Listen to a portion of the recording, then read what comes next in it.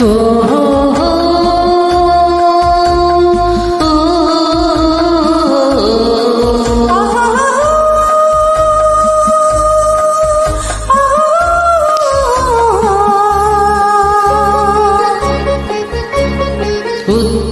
ಧ್ರುವದಿ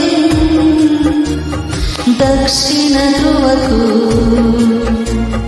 ಚುಂಬಕ ಗಾಳಿಯು ಬೀಸುತ್ತಿದೆ.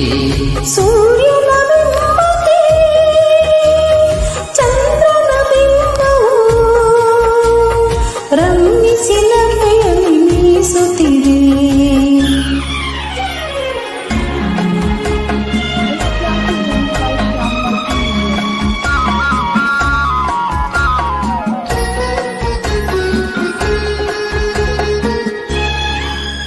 ಪೂರಂಗಕ್ಕೆ ಅಭಿಸಾರಕ್ಕೆ ಕರೆಯುತ್ತ